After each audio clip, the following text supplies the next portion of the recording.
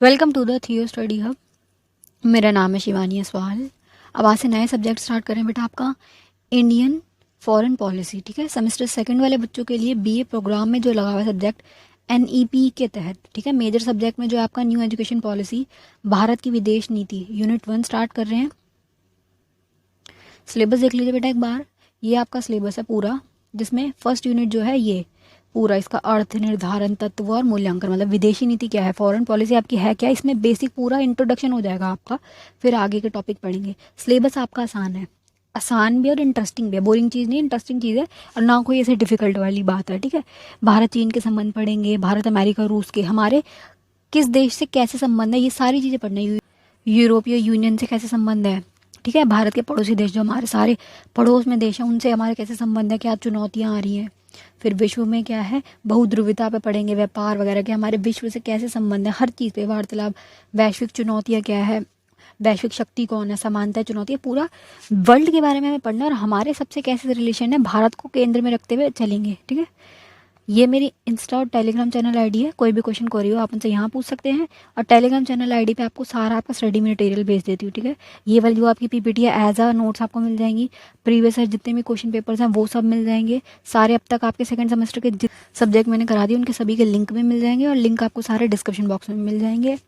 ठीक है, और मेरे खुद के जो हैंड रिटन नोट्स होते हैं वो भी मैं यहीं डालती हूँ। स्टार्ट करेंगे विदेश नीति की परिभाषा। सबसे पहले इसको वर्ड को समझेंगे कि विदेश नीति है क्या चीज़।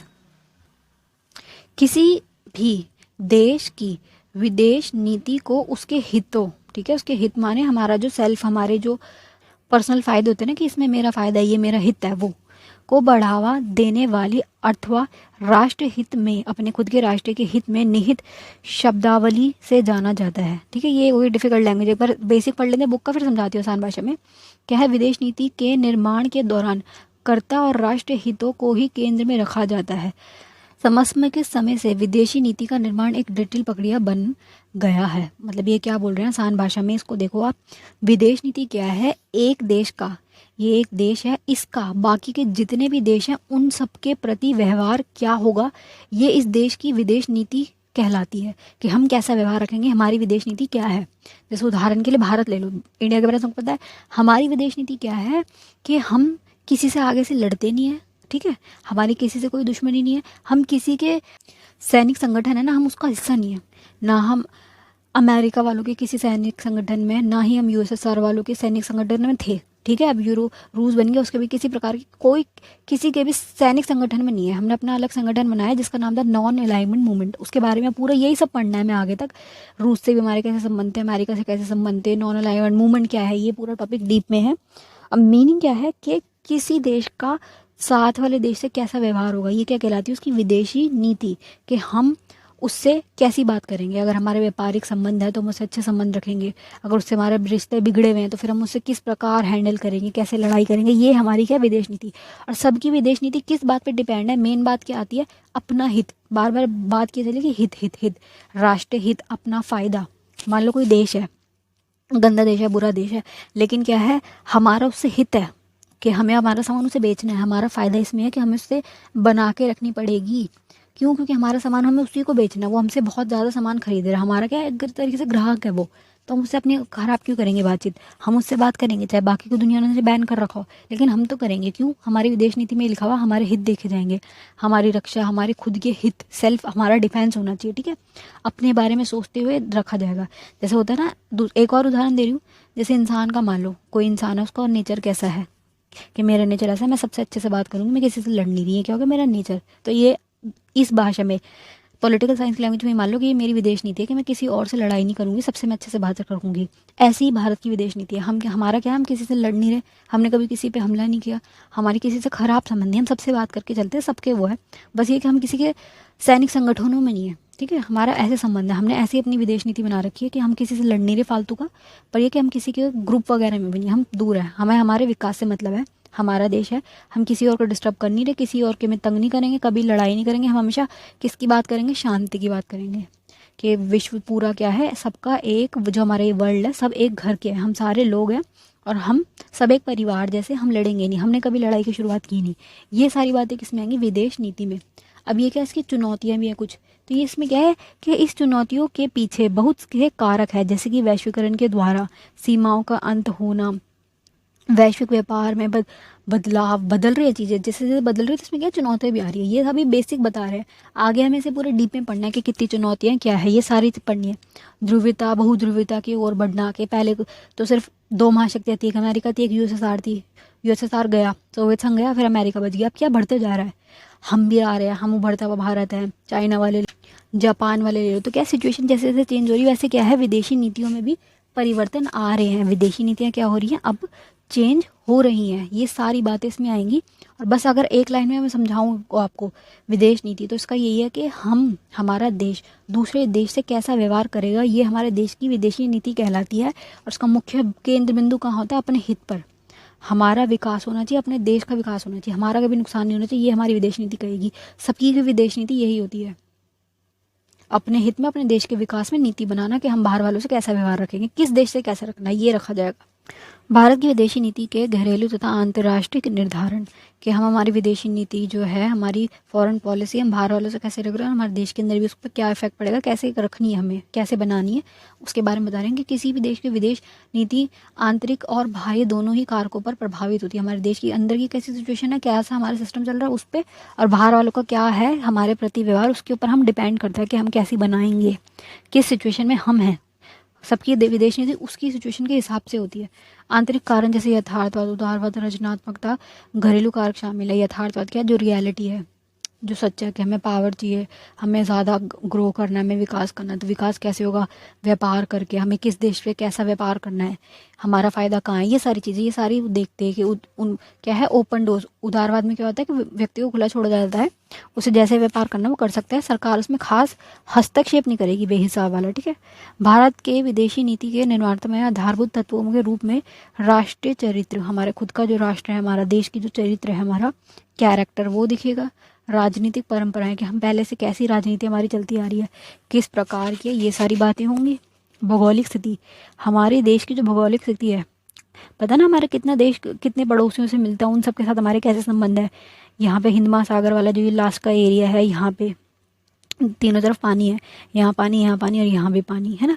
तो यहाँ से जो व्यापार करना है वो हमारे, इस तरफ पाकिस्तान है, इस तरफ चाइना है, इस तरफ नेपाल है, बांग्लादेश, भूटान, ऐसे ये पूरे इतने सारे देशों से हम घिरे हुए हैं।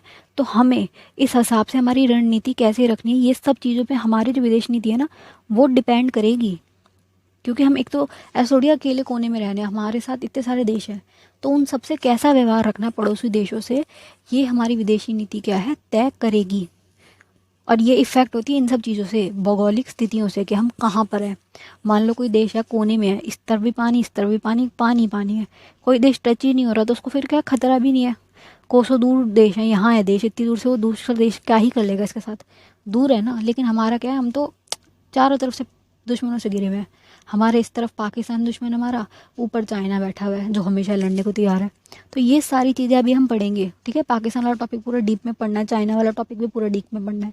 बस अभी इसमें यूनिट 1 में आपको क्या बता रहे हैं कि विदेशी नीति होती क्या है और किन चीज़ों से इफेक्ट हो रही है। तो इसमें क्या है, भौगोलिक कारण भी आएंगे कि कहाँ है, कहाँ हम रह रहे हैं, राजनीतिक परंपराएं पहले से क्या चलता है, हमारा कैरेक्टर क्या है, हम कैसे हैं। जैसे हम हैं, हमने कभी किसी पे हमला नहीं किया, हमारे पास अब परमाणु बम है, पर फिर भी हमने कभी किसी को धमकी नहीं दी, हमने कभी किसी पे फेंकने की वो नहीं करा कि हम फेंक रहे हैं, जैसे अमेरिका ने किया हिरोशिमा और नागासाकी पे, उसने बॉम्ब क्या पूरा का पूरा फेंक दिया और फिर क्या हुआ, लाख लोगों की जान गई। ये सब चीज़ें हमने नहीं करी ना, हमने कभी आगे से युद्ध के लिए गए। 3 बार वार हुई है, तीनों में हमने पहल नहीं किया है, हमने लड़ा है युद्ध को बाद में, ठीक है। हम पे हमला हुआ है, हमने कभी किसी पे हमला नहीं किया, ठीक है। भारत की विदेशी नीति का निर्माण, अब विदेशी नीति का टॉपिक आ रहा है।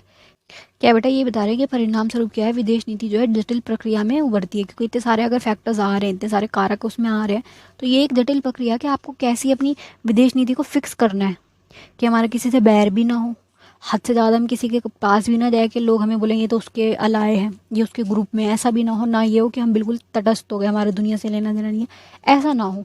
बैलेंस बनाते हुए कैसे चलें, क्या करें, तो यही इसलिए बोले कि ये जटिल प्रक्रिया, इतने सारे फैक्टर्स आ रहे हैं, इसमें निर्भरता का दिक्कत आ जाएगी, आश्रयता का आ जाएगा, हम किसी पे आश्रय ना हो जाए, किसी पे हम निर्भर ना हो जाए, अर्थव्यवस्थाओं वाला जटिल, बहुत सारी चीज़ें आएंगी। अभी हमें आगे सारा पढ़ना है। इसके कारण क्या है, जटिल प्रक्रिया है विदेश नीति को बनाना कि कैसी होगी, ये डिसाइड करना। जिसके बारे में अभी हम इसके पूरे हमें देखना है कि हमारी जो विदेश नीति बनी उसके स्टेप्स कितने गए, कैसे कैसे बनी और कितने प्रकार से चेंजेस उसमें आए। तो उद्देश्य और क्या है सिद्धांत। किसी भी देश की विदेश नीति का उद्देश्य स्पष्ट, क्या बोल रहे हैं कि राष्ट्र हित है। ये वाली बात मेन है कि हर देश, कितने हमारे 195 देश है ना, सबका ही मेन चीज़ विदेश नीति की सबकी एक होगी कि आपको अपने देश का फ़ायदा देखना है हर हाल में, कि हमें कैसे विकास करना है, किस देश से कैसे बोल के हमें कैसे रहना है। ठीक है, कोई अमीर देश है तो सब उसके दोस्त बन जाएंगे, कोई उससे दुश्मनी नहीं करना चाहेगा। विदेश नीति की ये बात पक्की है, देख लो। जो अमीर देश है ना, जैसे अमेरिका है, सब उसके दोस्त, उससे कोई बिगाड़ के नहीं रखेगा। ये विदेश नीति का मेन पॉइंट है। क्यों? क्योंकि हमें सबको पता है उससे लड़ा जा नहीं सकता, वो बहुत अमीर है, वो बहुत पावरफुल है, उससे लड़ नहीं सकते, तो सब उसके दोस्त हैं। बाकी जो बराबर के देश है उनसे कैसे रखना रिश्ता, और हमसे नीचे वाले जो देश है उनसे कैसे रखना, ये हम डिसाइड कर सकते हैं। तो ये सारी, इसमें सारी चीज़ें आएंगी कि हमें किससे कैसा व्यवहार रखना, किससे कैसे संबंध रखने। ठीक है, राष्ट्र हित निहित है, साथ ही कहें तो उद्देश्य ही विदेश नीति का निर्माण को आकार देता है। ठीक है, यही जो मेन चीज़ है ये इसको बना रहा है। विदेश नीति अपने उद्देश्य के प्रति के लिए जिन साधनों का अपनाती है उसमें जो सिद्धांत कहते हैं, जो जो इसमें टॉपिक आते हैं ना, उसको उसका सिद्धांत कहा जाता है। विदेश नीति के सिद्धांत, उद्देश्य और सिद्धांत, इनको ये कहा जा सकता है। जिसमें क्या आ रहा है कि हम विदेश नीति का मूल्यांकन उसकी विशेषताओं के आधार पर करेंगे, जो कि ऐतिहासिक भूमि है। भारत की विदेश नीति के विकास के विभिन्न चरण, 3 चरणों में हमारी विदेश नीति बनी है। विदेश नीति आपको समझ आ गई कि हमें कैसे व्यवहार रखना है दूसरों से। हमारी विदेश नीति 3 बार क्या है बदली है, उसमें चेंजेस आए हैं। रीज़न क्या? जब हम आज़ाद हुए, हम 47 में आज़ाद हुए, हम गरीब थे, हमने कैसी बनाई, हमारी सिचुएशन बहुत ख़राब थी उस वक्त, हमारी विदेशी नीति क्या थी, फिर कैसे कैसे चेंज हुई, क्योंकि हम पे आक्रमण हो गया, हमसे लड़ाई हुई है, वो सारी चीज़ें इसमें आएंगी। ये सब इसमें बढ़ना है। किसी भी देश की विदेश नीति अपने निरंतर और परिवर्तन में ही आंकी जाती है, मतलब ये चेंजेस आते रहते हैं समय के साथ। तो हमारा पहला काल क्या है, ये, दूसरा, फिर तीसरा।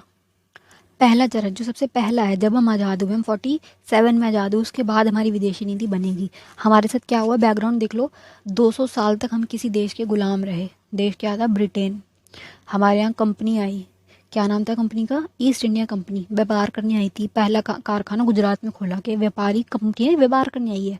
पर वो कंपनी इतनी बड़ी थी, वो इतने अमीर थे, वो इतने अमीर देश वाले थे, उन्होंने धीरे धीरे धीरे धीरे धीरे करते हुए पूरे देश पे कब्जा कर लिया। 200 साल तक हमें गुलाम बना लिया। व्यापार करने आई थी, सिर्फ एक कंपनी थी। राजनीति में हस्तक्षेप करने लग गए, खुद की सरकार बना दी, हमारे सारे स्कूल बंद कर दिए, हमारे साथ दुगना लगान मांगने लग गए, हमारे लोगों को जान से मारने लग गए, हमारे यहाँ पे पूरी तरीके से मतलब बहुत बहुत बुरा शोषण करा। हमारा सारा सामान सस्ते से सस्ते दाम में खरीद रहे और वहाँ ले जाके अपने देश में उसको बना रहे, और यहाँ पे डबल ट्रिपल उस रेट में बेच रहे। और फिर रूल ये बना रखा कि कोई और बेच भी नहीं सकता। नमक पे उन्होंने वो लगा दिया था कि कोई और नमक नहीं बना सकता, बनाया तो मार दिया जाएगा, जान से जेल हो जाएगी। फिर के मतलब हर चीज़ पे बैन लगा रखते हैं, हर चीज़ के गलत गलत गलत गलत रूल सारे। हमारे स्कूल बंद कर दिए बिल्कुल, सारे विश्वविद्यालय थे हमारे यहाँ पे, स्कूल थे, सब कुछ था हमारे यहाँ पे। हमारी शिक्षा जीरो कर दी, बंद कर दी हमारे स्कूल। 200 साल तक हमारा देश ऐसा हो गया, बिल्कुल ख़त्म, पढ़ाई, अनपढ़ बिल्कुल। और फिर हमें अनपढ़ लोग कहने लग गए कि ये तो अनएजुकेटेड पीपल है। हमारे यहाँ की पढ़ाई सारी बंद कर दी, फिर हमें अनएजुकेटेड कहने लग गए। तो ये सारी चीज़ें हुई। फिर 47 में जब हम आज़ाद हुए, तब हमारी सिचुएशन कैसी थी कि हम इस बात से डरे हुए थे कि कोई और देश ना आ जाए। वो गया 200 साल बाद है, पता चला कोई और आके हम पे कब्जा कर ले।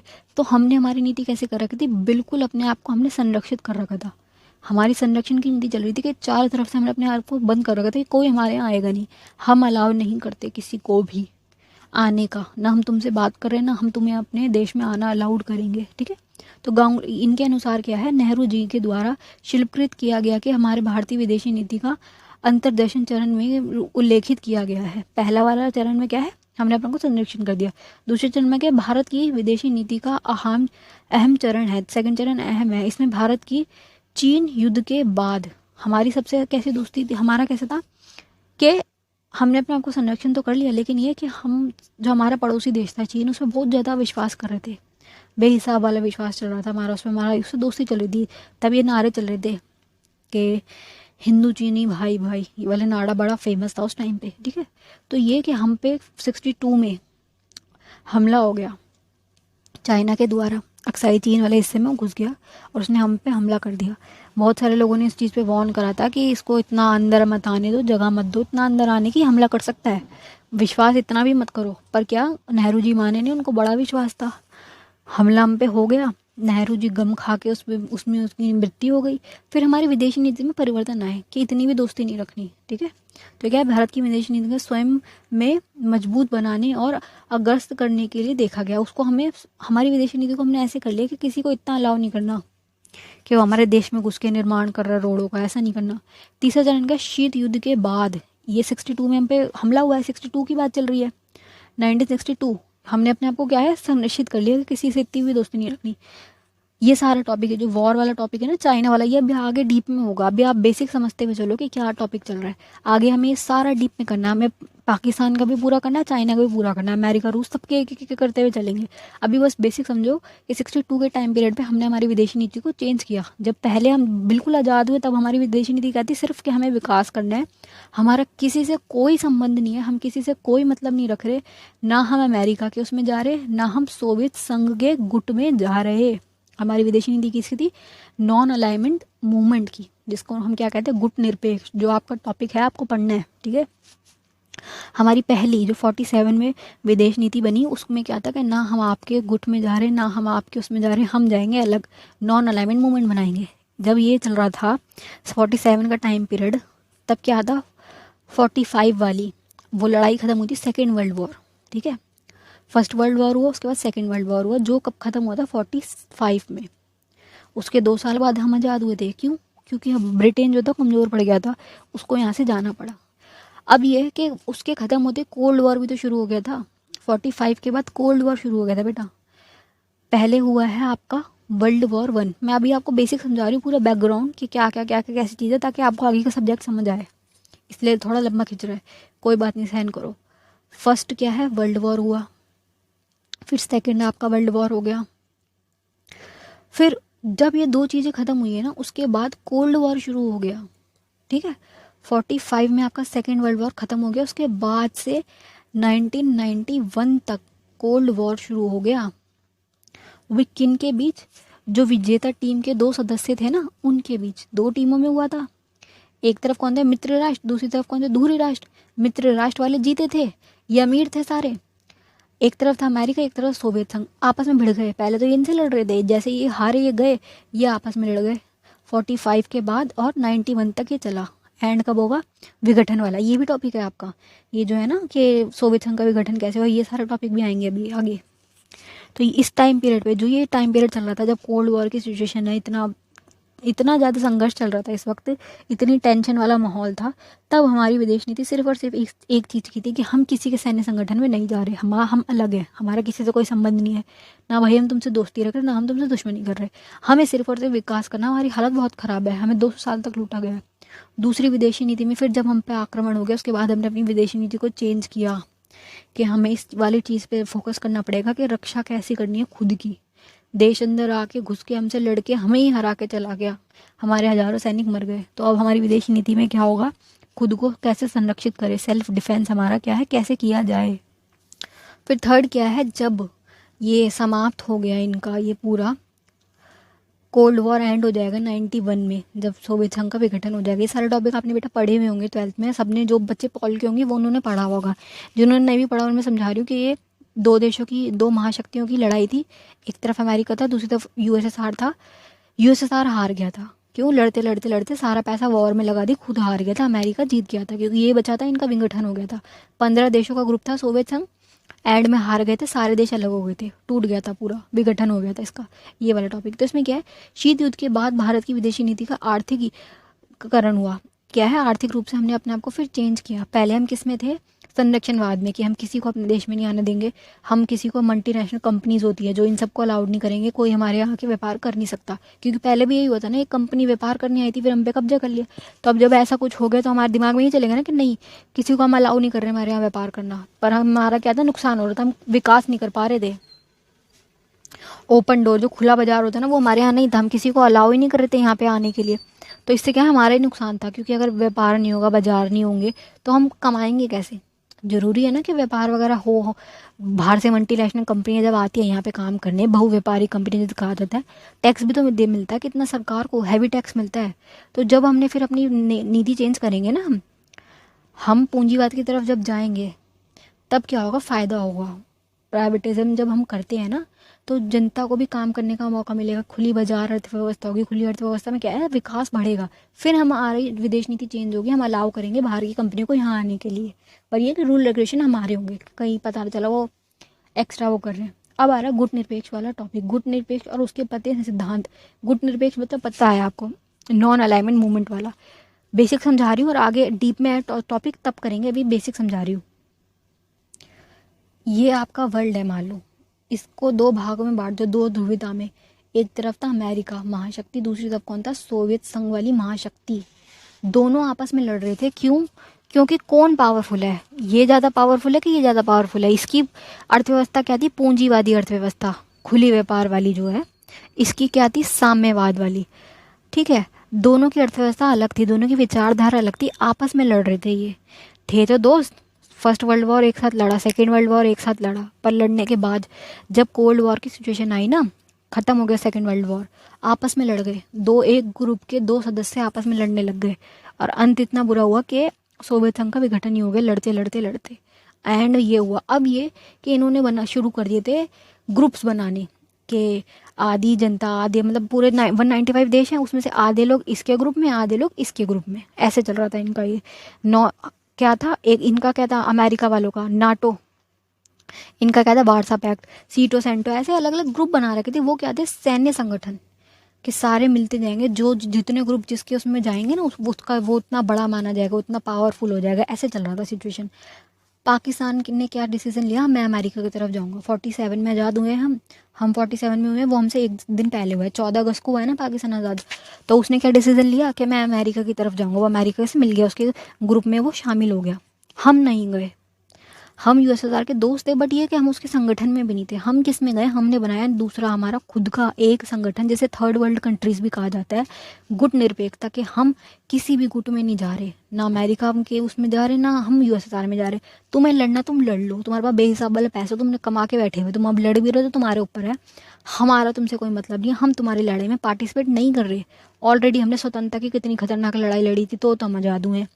तो अब यह हमारे पास इतना टाइम नहीं है ना पैसा कि हम ये तुम्हारे ग्रुप्स में आए, हमारा नहीं इंटरेस्ट, हम अपना नॉन अलाइनमेंट मूवमेंट बनाएंगे, जिसमें हमारा क्या होगा, हमारी विदेशी नीति ये होगी कि हम सारे लोकतंत्र होंगे, कोई और हम पे डिसीजन नहीं लेगा, कोई बड़ी बड़ी शक्ति, हमसे अमीर बंदा, हमसे बड़ा देश, हमसे ज़्यादा पावरफुल देश हमारे लिए डिसीजन लेगा, हमारे डिसीजन हम लेंगे, हमें किससे कैसे संबंध रखना है ये हम डिसाइड करेंगे, ना कि वो बड़ा देश जो भी है। ये हमारी विदेशी नीति बनेगी गुट निरपेक्ष वाले। जितने देश इसमें आएंगे, 100+ देश इस वक्त क्या है, आज़ाद हुए थे नए नए, अफ्रीका वाले सारे, जिन जिन पे इनके कब्जे हुए थे ना, ये सारे छोड़ छोड़ के चले गए थे। क्यों, क्योंकि ये लड़ते लड़ते कोल्ड वॉर में, और उससे पहले जो ये वर्ल्ड वॉर हुआ उसमें सारे क्या है, कमज़ोर हो गए थे, क्योंकि बहुत खतरनाक ये वर्ल्ड वॉर, वो सेकंड और फर्स्ट दोनों ही बड़े हुए थे, जिनमें इनके खुद के पैसे खत्म हो गए। फिर ये डर गए कि भाई पता चला हमारे जो उपनिवेश देश है, जिन पे हमने कब्जा कर रखा, हम यहाँ पे संभाल रहे हैं चीज़ें, वहाँ हमारा खुद का देश लूट गया। फिर उन्होंने ये डिसीजन लिया था कि हमें ये उपनिवेश छोड़ने पड़ेंगे, क्योंकि पैसा चाहिए कंट्रोल करने के लिए, यहाँ पे पुलिस व्यवस्था लगानी पड़ती है, इनको कंट्रोल करना पड़ता है, ये लड़ते हैं। अब उपद्रव तो हमारे यहाँ भी चल रहा था ना, राष्ट्रवाद। तो ये कि हमसे लड़ने से बेहतर उन्होंने ये समझा कि पहले अपने जाके अपना घर बचा लो, जो हमारा खुद का घर है ब्रिटेन है, उसको बचाओ पहले। वहाँ से लड़ाई चल रही थी, हिटलर खतरनाक इंसान था, वो बम गिरा रहा था डायरेक्ट, तो वहाँ जाके अपने आप खुद को बचाना इन्होंने बेहतर समझा, और हमारे को ये छोड़ के चले गए थे, आज़ाद करके गए थे। ठीक है, तो ये कि गुट निरपेक्ष ये है कि हम किसी के ग्रुप में नहीं जाएंगे, हम जस्ट अभी आज़ाद हुआ, हमें करना है विकास, ये बात बोलेंगे अब इसमें। अब ये क्या बोल रहे हैं, यह महत्वपूर्ण है कि ये बता रहे हैं कि भारत की विदेश नीति कब बनी है, हमारी कब बनी, जब हम आज़ाद हो गए, 47 में हम आज़ाद हो, फिर हमने डिसाइड किया कि हम किससे कैसे संबंध रखेंगे। अब हम आज़ाद हो गए, पहले हम गुलाम थे, हमारा कोई उसमें था ही नहीं रोल। ठीक है, अंतर्राष्ट्रीय व्यवस्था के इन घटनाओं, जो ये उथल पुथल वाला समय था, जब नए नए देश आज़ाद हो रहे थे, और वहाँ सेकेंड वर्ल्ड वॉर हुआ, उसके बाद कोल्ड वॉर शुरू हो गया। अब वो खतरा तो ये था ना कि तीसरा वर्ल्ड वॉर होने वाला है, ऐसी सिचुएशन थी कि तीसरा हो जाएगा। अब कोल्ड वॉर में सारे डरे हुए थे कि अब लड़ाई होगी, अब होगी, अब होगी। उस सिचुएशन में हमारी विदेशी नीति कैसी थी कि ये जो शीत युद्ध सबसे खतरनाक, जो उस समय की महत्वपूर्ण घटना बता रहे हैं, उस समय खतरनाक सिचुएशन ये थी। इसके अंतर्गत क्या, दो महाशक्तियाँ थी, अमेरिका यूएसएसआर, सोवियत संघ था। हमने क्या किया कि किसी एक का सहयोग नहीं किया, हमारे बनता ये था कि हम यूएसएसआर की तरफ जाए, क्योंकि वो हमारा मित्र देश था, उसने हमारी हेल्प करी थी। ठीक है, वो हमारे लिए हमेशा अच्छा रहा। पर ये क्या, हमने ये डिसीजन लिया, हमने दोनों में से किसी का सहयोग नहीं लिया, बजाय भारत ने एक नया मार्ग चुन लिया, अन्य मार्ग। हमने नया मार्ग क्या चुन लिया, शीत युद्ध की गुटबंदी के, हम किसी गुट में नहीं है। गुटबंदी, गुट मतलब ग्रुप, उसको बंद कर दिया गुटबंदी ने। भारत ने अपनी विदेश नीति और राष्ट्र हित के संदर्भ में एक नया बनाया, प्रदान किया, हमने क्या परिशिक्षण बनाया, न्यू चीज़ हमने क्या की, हमने बनाई। इसके अंतर्गत भारत ने तृतीय विश्व देशों में एशिया अफ्रीका एकजुट वाली नीति को महत्व देने पर बल दिया। जो नए नए आज़ाद हुए थे ना इस टाइम पीरियड में, 100+ देश आज़ाद हुए थे, सारे छोड़ छोड़ के गए थे। उनका क्या कहते हैं, वियतनाम वालों का, कोरिया वाले पे कब्जा कर रखा था इन्होंने, अफ्रीका पे तो पूरे पे कब्जा था, इन सारों को इन्होंने छोड़ छोड़ के फटाफट गए थे। बहुत सारे छोटे छोटे देश थे, सबको इन्होंने छोड़ना पड़ा था। तो ये जो नए देश थे ना सारे, और ये सारे कैसे थे बेचारे, गरीब देश, क्योंकि इनके साथ इतना गलत हुआ, कब्जा कर रखा था, तो उससे बाहर निकलना, ये सारी चीज़ें। तो हमने थर्ड वर्ल्ड कंट्रीज़ बना ली। पहली वर्ल्ड कंट्री किसकी थी, अमेरिका वालों की, दूसरी किसकी थी, सोवियत संघ वालों की, थर्ड हमने बना दी नए देशों की, कि हम तुम्हारे ग्रुप में नहीं आ रहे, नहीं आना मैं तुम्हारे ग्रुप में, तुम्हें लड़ना है तुम लड़ते रहो, तुम्हारे पास एक्स्ट्रा पैसा है भाई तुम लगा लो युद्ध में, हमारे पास तो कुछ है ही नहीं, हमें अपना सोचना है ना। तो क्या है, इस सहयोग की शुरुआत वकालत भारत द्वारा द्वितीय विश्व युद्ध के बाद की गई थी। सेकेंड वर्ल्ड वॉर कब खत्म हुआ है, 45 में, उसके बाद में जब हम खुद आज़ाद हुए 47 में, उसके बाद में ये वाला टॉपिक स्टार्ट हुआ कि हमें नहीं लड़ना, हमारी स्थिति है ही नहीं कि हम लड़ें, ठीक है। कि आतंकवाद स्तर पर ये एकता के लिए थी, कि ये क्या है, हम सारे एक हो जाएं, अगर हम एक ग्रुप बनाने, नॉन अलाइनमेंट मूवमेंट, ये बेस्ट है। एशिया में सदर करने की आवश्यकता थी, एशिया वाले एरिया में। परिणाम स्वरूप 1955 में, ठीक है, सम्मेलन हुआ है जिसमें गुट निरपेक्ष दुरुस्त दृष्टि से प्रभावित होकर एशियाई एकता के लिए बनाया गया। ये इस टाइम पीरियड पे क्या है, हमने एक ऐसा गुट निरपेक्ष आंदोलन जो था पूरा उसको बना दिया। अब इसकी क्या चुनौतियां भी हैं, सीमाएं भी हैं, ठीक है। चुनौतियां और सीमाएं आपका लास्ट टॉपिक है, चैप्टर पूरा का पूरा यूनिट 1 आपका खत्म हो जाएगा। चलिए अब क्या है, समस्यागत राजनीतिक का विकास। अब दिक्कत क्या थी, राजनीतिक उथल पुथल चल रही थी इस टाइम पीरियड पे, ठीक है। सुरक्षा की बहुत बड़ी दिक्कत चल रही थी कि सुरक्षा कैसे करें, दिक्कत की सिचुएशन थी। एक तो खुद गरीब, देश में हमारे में अकाल अलग पड़ा हुआ था, राजनीतिक बहुत उथल पुथल थी उस टाइम पीरियड पे। तो ये सारा पढ़ना है कि पड़ोसी देशों की क्या भूमिका रही, हमारी क्या इसमें चुनौतियाँ क्या है। चीन का उदय, पाक का मुद्दा, पाक से हमारी लड़ाई चल रही है, इस तरफ विभाजन हुआ था, सबको पता है विभाजन के टाइम में कितनी गलत चीज़ें हुई, कितना बुरा से बुरा टाइम पीरियड देखा है देश ने हमारे ने। विभाजन के टाइम पीरियड पे कितने लोगों की जान गई, धर्म के आधार पे विभाजन हुआ। रातों रात कह रहे हैं कि यहाँ वाले लोगों को वहाँ जाना है, वहाँ वाले लोगों को वहाँ जाना। अरे भाई, इंसान कैसे चला जाएगा, किस उस पर जाएगा और जाएगा कहाँ, ऐसे कैसे तुमने इतना खतरनाक वो डिसीजन लिया, कितने लोगों की जान गई। सांप्रदायिक दंगे और चल रहे, हिंदू मुस्लिमों को मारे, मुस्लिम हिंदुओं को मारे, ऐसे दंगे चल रहे, बहुत बुरा हाल था।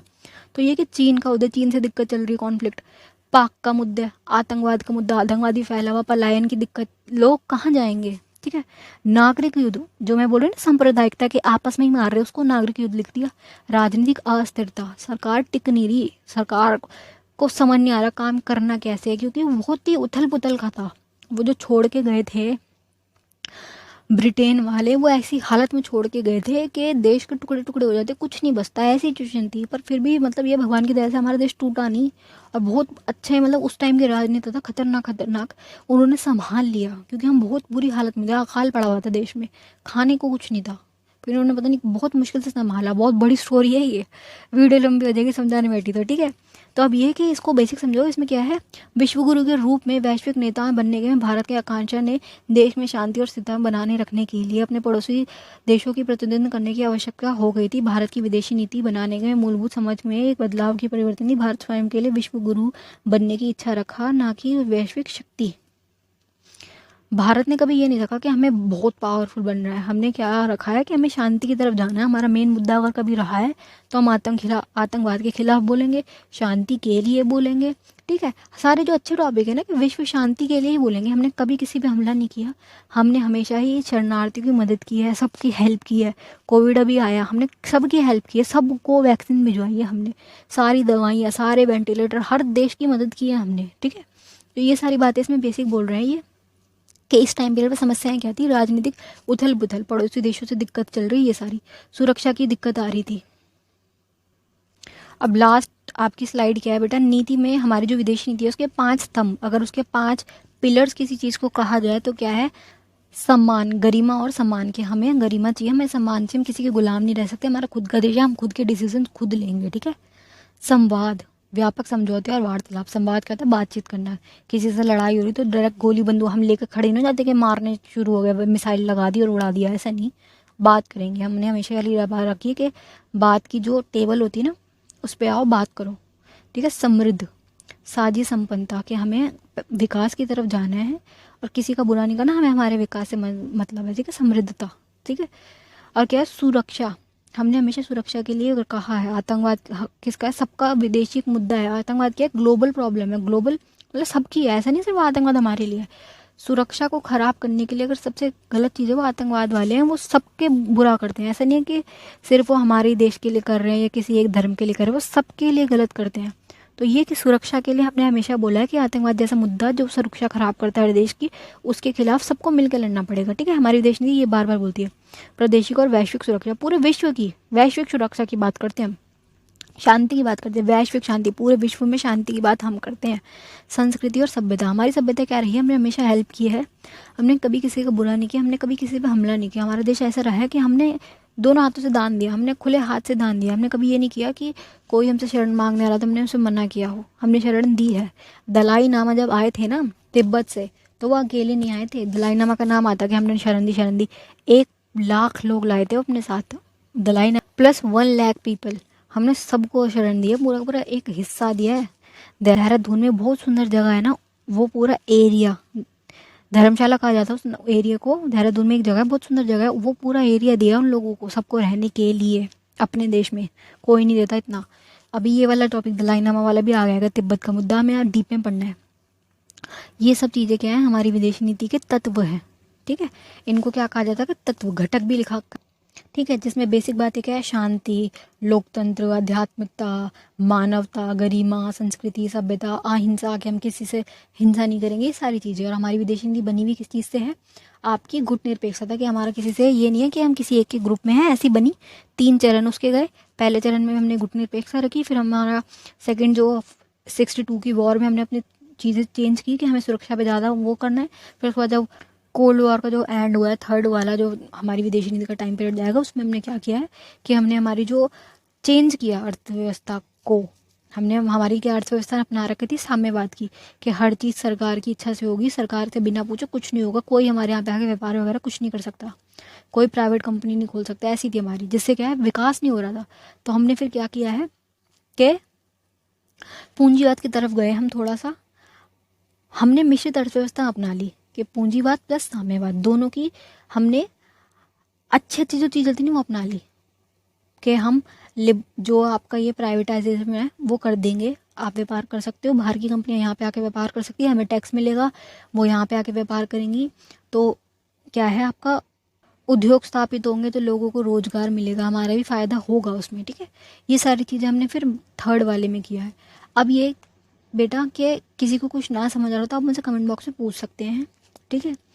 और बेसिक चीज़ें होती हैं ना, जैसे साम्यवाद, पूंजीवाद, किसी बच्चों को नहीं आ रहा तो आप ये सारी बातें मुझसे पूछो, ताकि आपको ये सब्जेक्ट समझ आए, क्योंकि अभी आप सेकंड सेमेस्टर में हो।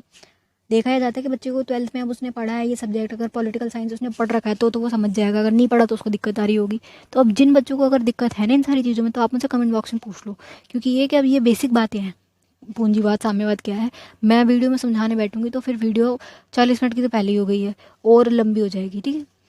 बाकी best of luck for your exam. Unit 1 पूरी इतनी है, इससे ज़्यादा कुछ नहीं है। किसी को कुछ ना समझ आ रहा तो कमेंट बॉक्स में पूछ लो, इंस्टा की आईडी दे रखी, वहाँ आप मुझसे पूछ सकते हैं।